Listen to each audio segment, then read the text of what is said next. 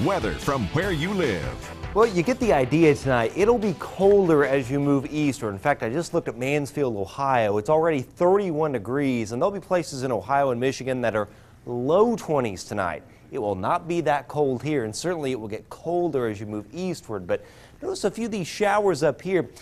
The front that went through and brought this cold air and is kind of pulling the cold air in out of eastern Canada.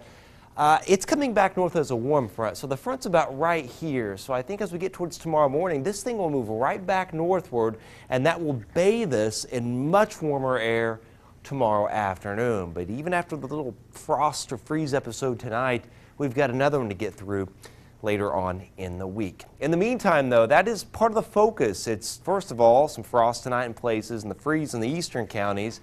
Another one as we head towards late week. So some frost and freezes to end March, but also as we get into early April. We may have this similar situation next week.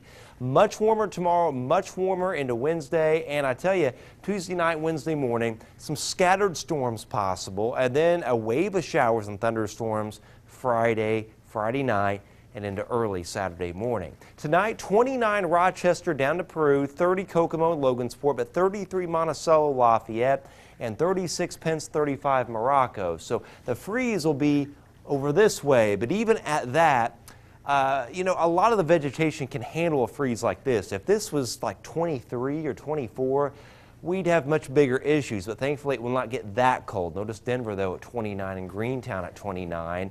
Highs tomorrow with the windy conditions, all the sun, 64 Rochester, 68 Monticello, 70 Lafayette, Attica, Pence, as well as Pine Village and Petersburg. And warmer still Wednesday after a few morning showers and storms. The relative humidity drops way down. It's desert dryness. And we have widespread sunshine with highs 75 to 80 degrees on Wednesday, but very windy. We could have gusts over 40 miles an hour out of the south. Now, Tuesday night, early Wednesday morning, there could be a couple of severe storms with this system, and the main threat would be hail, maybe an isolated wind gust, but you get the idea here. Madairyville, behind this label here near Flora, Waynetown, West Point, and Pine Village, and points westward. And we'll detail that a little bit more now. There's the 70 tomorrow, windy, some storms to the west. Whatever's left of these will come through in a very scattered fashion Tuesday night, early Wednesday morning, along what we call a dry line, separating desert dryness from moist air from the Gulf. But still 78. Then the actual cold front comes through Wednesday night, 56 Thursday.